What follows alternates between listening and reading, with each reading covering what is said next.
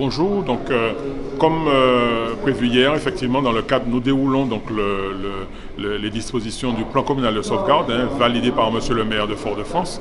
Et donc ce matin, à 8h30, comme convenu, il y a une nouvelle réunion avec l'ensemble des services, puisque hier, nous avions défini un certain nombre d'actions à mener. Et il s'agissait donc ce matin de faire le point sur, premièrement, la situation météorologique, puisque entre-temps, les choses ont évolué. La première information à communiquer au service, c'est qu'à partir de 12h, la Martinique va passer au stade de vigilance rouge, ce qui évidemment a un certain nombre de conséquences en matière de comportement individuel et collectif. Le deuxième élément, c'est qu'effectivement, Monsieur le maire a, par décision hier en fin d'après-midi, sur la base de l'évolution prévisible de la perturbation, décidé la fermeture des services municipaux à 12h. Et ça veut dire que depuis ce matin, 7h, donc il y a toute une série d'actions qui sont mises en place par ces services.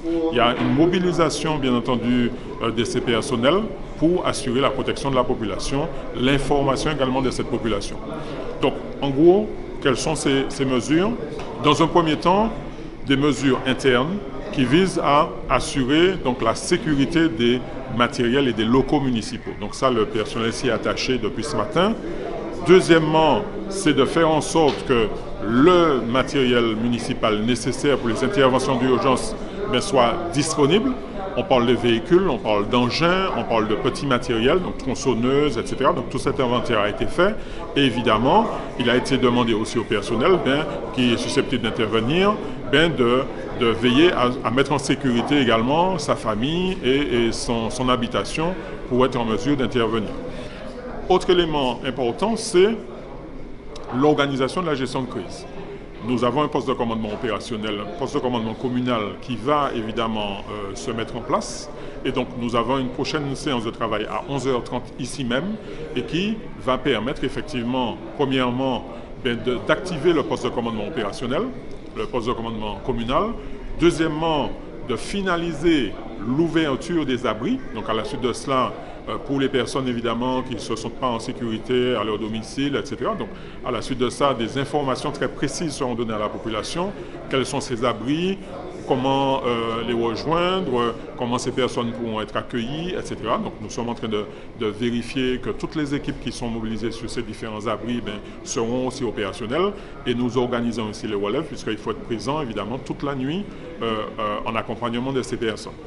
À côté de ça, nous sommes, évidemment, je vous passe les détails sur l'installation physique du poste de commandement opérationnel, puisque nous avons en ce moment les collègues de la direction des systèmes d'information, nous avons les personnels, évidemment, internes des services sécurité civile, etc., qui s'activent pour faire en sorte que cet espace de travail qui sera installé dans la salle de délibération concentre toute l'information.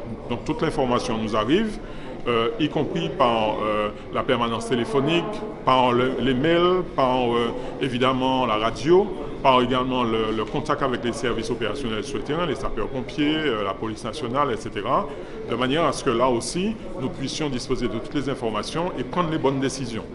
Bien entendu, tout ce dispositif est piloté par Monsieur le maire, donc Didier Laguerre en personne ou alors l'élu qu'il aura désigné pour ce faire, de manière là aussi que les décisions soient prises en conscience.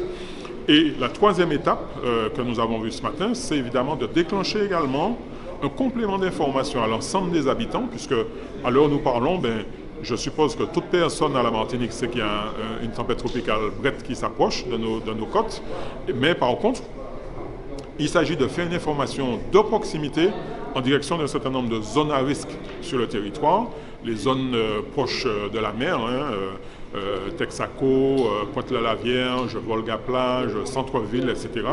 Et là, nous avons organisé l'envoi sur le terrain d'équipes de police municipale équipées de véhicules sonorisés de manière à diffuser de l'information. Donc la fiche de consigne est déjà prête. Les policiers savent quelles sont les zones sur lesquelles ils doivent diffuser l'information et nous avons défini ensemble que effectivement cette information soit diffusée dès maintenant pour permettre à la population de prendre les dispositions. Un exemple très simple, nous avons sur le secteur Texaco, Pointe-de-la-Vierge des marins-pêcheurs, comme c'est le cas aussi à Volga-Plage, il faut que ces personnes mettent en sécurité leur matériel. Et par conséquent, il leur faut du temps pour ça. Donc en leur rappelant un petit peu les choses, on leur donne le temps de s'organiser avant le début de la perturbation. Voilà. Et puis évidemment, les services de la ville sont à la disposition de la population. Je vous rappelle qu'on peut nous joindre par le standard téléphonique 05 96 59 60 00 à toute heure du jour et de la nuit en cas de problème. Et puis bien sûr, si ce sont des problématiques qui relèvent des services d'urgence, la population a aussi la possibilité d'appeler le 18 donc, ou le 17, un police secours, si jamais il y a un besoin immédiat en matière de sécurité des personnes.